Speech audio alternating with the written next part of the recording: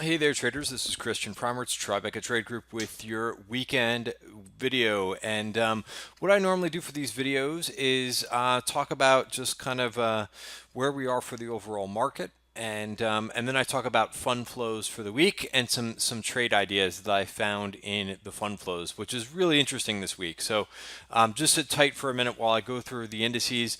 It's basically been the same. I had a webinar in the beginning of the week last week, and this is for timingresearch.com. And one of their favorite questions is, where do you expect the S&P 500 to go for the week? And my response back on Monday was flat. It could be up a little bit, could be down a little bit, but I really don't care that much about the S&P 500 right now.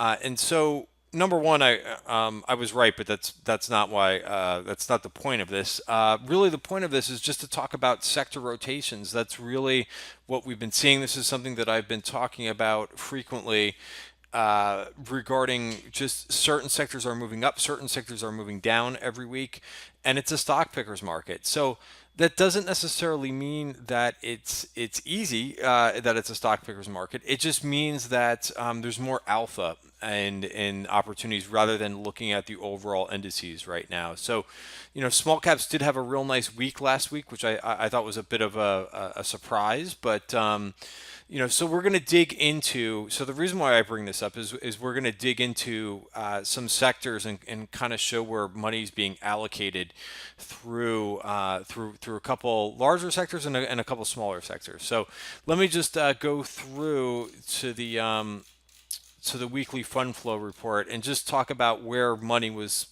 rotated around this week. And if you look on the right chart, or the table, you can see that for the second week in a row, financials pretty miraculous. They looked like they were going to break down about 2.5 weeks ago. They were starting to break below the KRE was breaking below the 200-day moving average. Well, bam! All this money came right back into it, which also helps. Going back to the small caps, helps the small caps a lot because the financials are the biggest weight in the IWM ETF. The regional banks are the biggest weight, but you could see really large inflows last week in the financials, $1.1 billion. A lot of that was the XLF ETF. That was $886 million. Also, tech saw a lot of inflows, and this is pretty interesting here. It wasn't usually it's the XLK ETF, which is a very large ETF. It's a market cap weighted ETF, but it was actually semiconductors. And if you go to the semiconductors chart, you could see this is kind of unusual for this to see this much volume in SMH.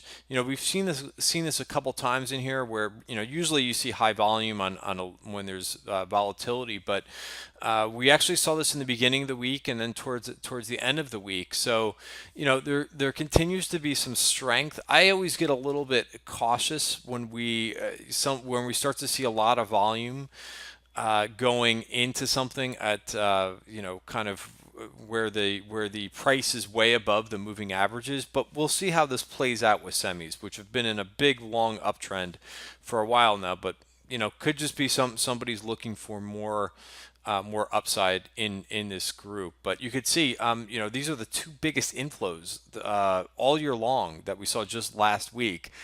So kind of strange after to kind of see this after this big long run, all of a sudden to see these big inflows up here. So we'll keep an eye on this group, and I'll kind of leave it there with semis. But that saw the biggest inflow out of this $1 billion bucket. And then I also look to see what other names, and it's kind of what we've been seeing all year long, just very consistent, I would say, for both of the robotics ETFs. We'll go to the Robo ETF. This is we've been talking about this all year long. It's just a lot of money being put. Again, very consistent going into this ETF. And then the other one is bots. You could see this one has been seeing more inflows or more rapid pace of inflows over the last couple of months. Again, look at all these green bars. Again, why I look at this is because there's very few sure things in investing, and fund flows are a sure thing. They will tell you exactly what's going on. Once you see higher volume, if you see inflows, which is what these green bars are, you know that that's buying. That's it's pretty certain. So again, you could see all this money being going in basically from July on, and the heavy volume that has been going on in this bots ETF. Again, two robotics and automation ETFs out there, Robo and bots, both seeing a lot of buying in 2017. This is something that we caught in the beginning of 2017, and I've been long Robo now. I think I'm up 20% in this ETF. I just checked this on Friday. I might be off a percentage or two, but right when we saw all this buying going on here for the first time this year, and we did a webinar on this months ago before anybody was talking about robotics ETFs. But yeah, so I'm up about 20% in that trade. So that was interesting. If I go back to my weekend newsletter, a couple other areas that saw inflows. Again, a lot of sectors saw inflows. Materials. This was both GDX, the gold miners ETF. So even though there was a little bit of weakness last week in gold and in gold miners, they actually came in pretty decently. This has been an ETF that's seen a lot of outflows back around April, May, and June. Starting to see a little bit of inflows here. So the price is still above the 200-day moving average. I got long this ETF right on the first breakout of the 200-day moving average. I had a nice gainer here, but I want to stay long until I hit a stop. And the stop for me is the 200-day moving average. So we'll see what this does in here. But there has been buying. There's also been some option buying in the last couple of weeks. Quite honestly, the option buying has not really worked for those buyers that have been there, but you could see that inflow happening towards the end of last week.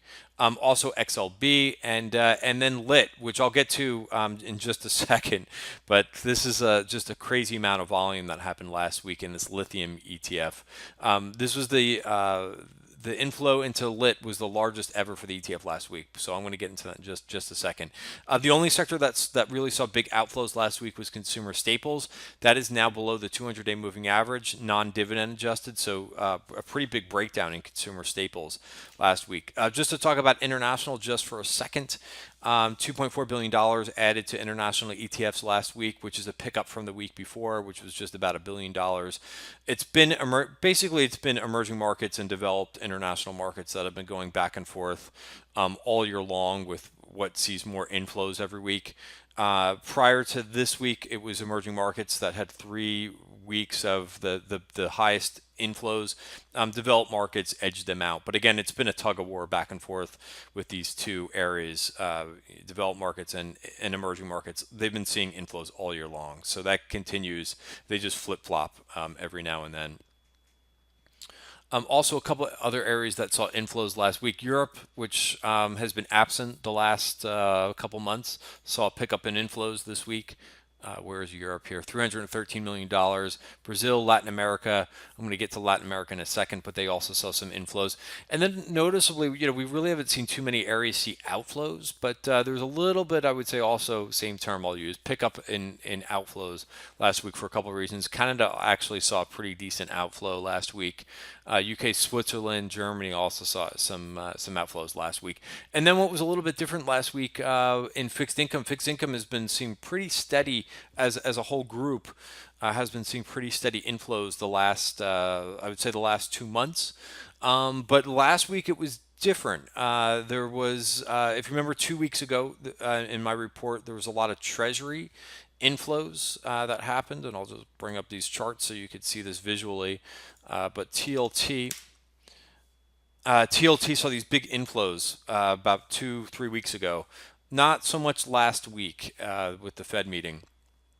HYG and JNK both saw some inflows last week. You can see this has just been a nice uptrend for HYG and the same JNK.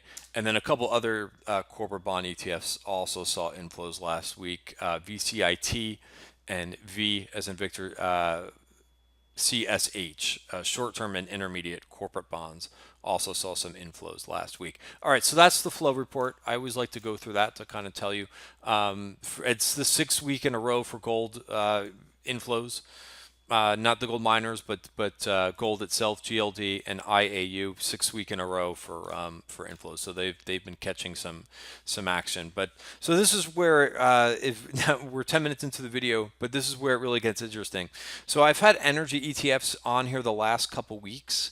So really some noticeable action last week.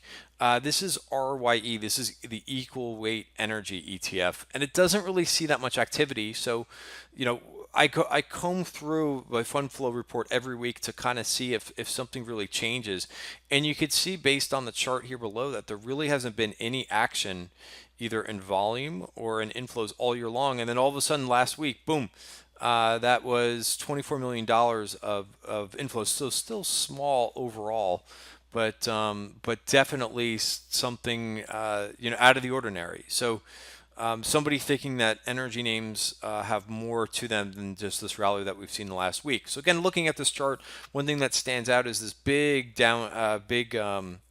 downtrend that we've now broken. So we're not above the 200-day moving average yet, which is really going to be the what I'm looking for in the overall group.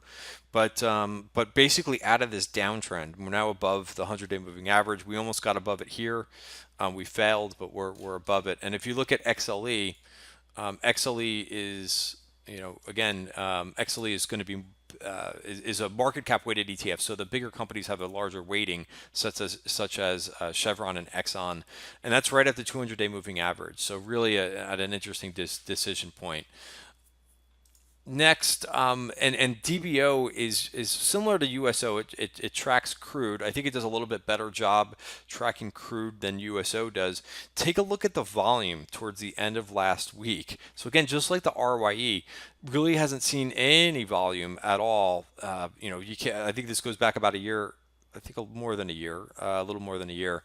Actually, nope, sorry, that's a 1 year chart. But over the last year, it's seen nothing in terms of volume. Look at all the volume last week.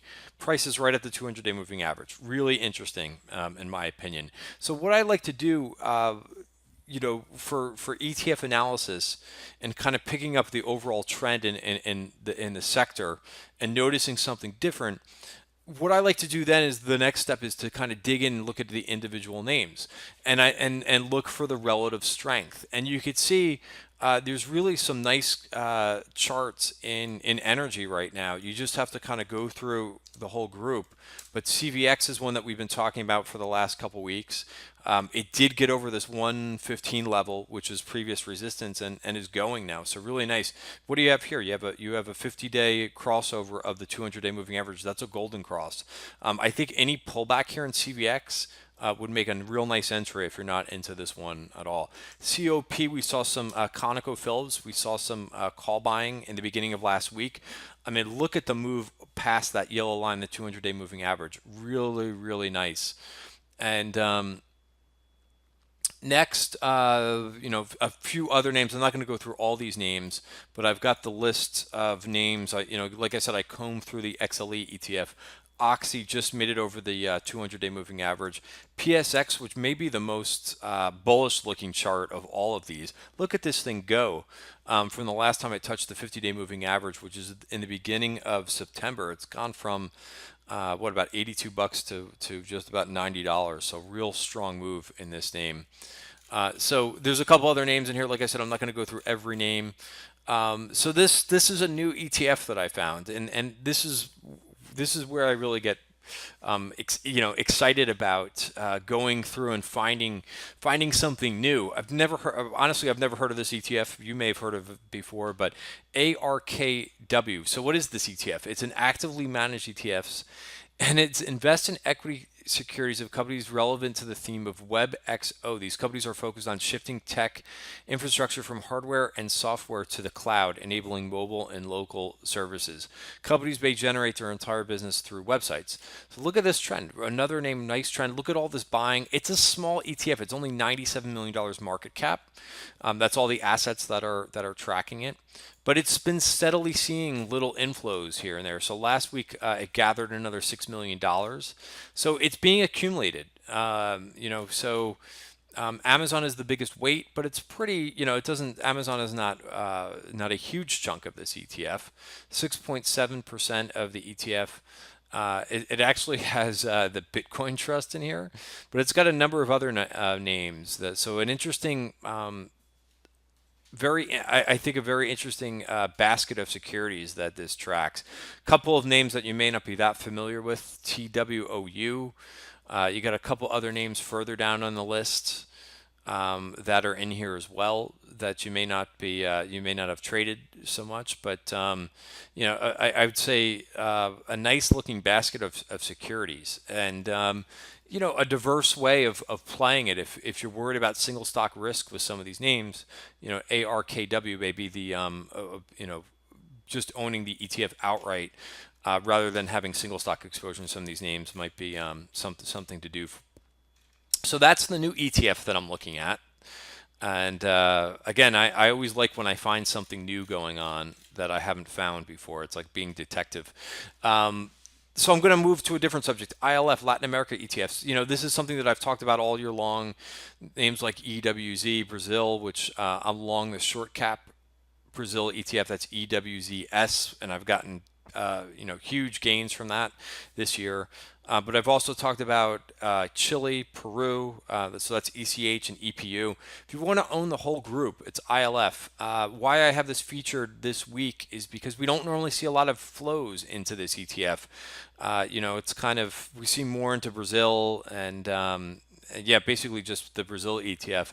So last week it actually gathered $135 million in inflows. I would think that's pretty notable, considering that's probably the biggest inflows all year long. If you're not in this space, maybe wait for a move down to the at least down to the 20-day moving average, which is the blue line. Maybe wait for a little bit of a pullback. If not further, if you get a move all the way down to the 50-day moving average, I would think that would be a great buy. But maybe at this point down to the 20 to start a position if you're not in it. But definitely some buying going on there. REMX, that's an ETF that I had in last week's newsletter. I'm repeating this one too, along with the energy. Why I'm repeating it is because I talked about that I'm waiting for a dip in this one. A lot of volume the last couple weeks, or last few weeks, I would say. So we're still seeing a lot of volume and a little bit more of a pullback in REMX. So I didn't start a position on Friday because I typically don't like to really start a lot of positions before the weekend. But maybe one more day of a move down and I'll be a buyer of this. If not, if I don't get it, I'll probably start a position on Monday in the rare earths material ETF. So again, if you look at, again, this is a huge run from 17 to 26, but to put these things in perspective, if you go to if you look at a 5-year chart, this is what's got me so interested in it. So a real nice move from the lows, but take a look at the base that this thing has been in and where this ETF came from. So a move all the way down to the 50-day moving average would be lovely, which is really what I want. But I think to start a position, if I can get a little bit further of a move down, I would be a buyer in that. Again, you could see the inflows down here on a 5-year chart, really showing a lot of activity. Next is EUFN. This is the European Financials ETF. Why I have this in the newsletter this weekend is because there was huge volume on Friday and buying, in fact. So just colossal. You could see the biggest volume of the year. I want to say in the European Financials ETF. So you could see this last week it gathered, I think I have it up here, $103 million of inflows last week. So there was definite buying going on, accumulation going on last week. And then the last ETF, I promised I would look at the LIT ETF. How can I not mention this ETF? This thing looked like a hockey stick in terms of the price action in the beginning of the last week, and then it really pulled back pretty heavily, down 5.6%. Again, some of these names that are in there, Tesla had a bad week last week. Tesla's one of the largest weights in this ETF, so of course that's going to affect it. But look at the inflows and look at the volume. So this was the biggest week of inflows that it saw. Keep in mind, we've been tracking this ETF for months now, but the price went completely parabolic last week. So we'll see how much further this thing comes in.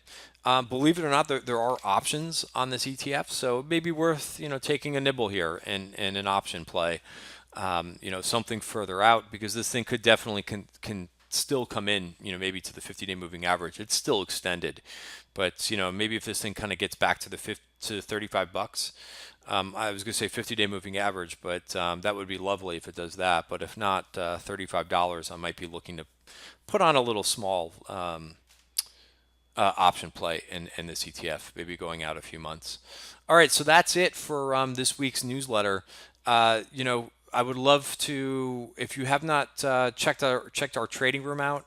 This is the analysis that we put together every week. I'm looking to spot trends and looking for new trade ideas every week. I'm not honestly, I'm not looking for like to come up with 20 different trade ideas.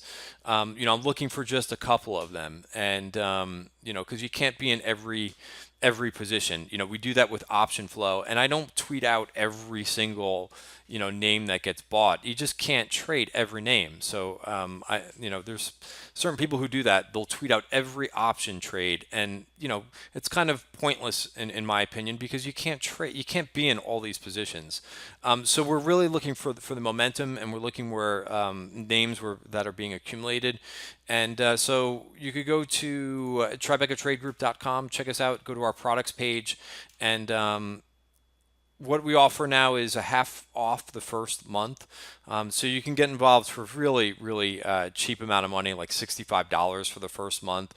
You get our weekend trade idea newsletter, fund flows as well. And then you get to be a part of our Slack trading room, which is really pretty amazing. I do post other things in the newsletter. So one of the other ideas that I was looking at is the water ETF. Take a look at this thing. This is the water resources ETF breakout. So then again, just like I talked about in the beginning of the video, then I drill down to names that I think are interesting. One of which I think is Ecolab, ECL.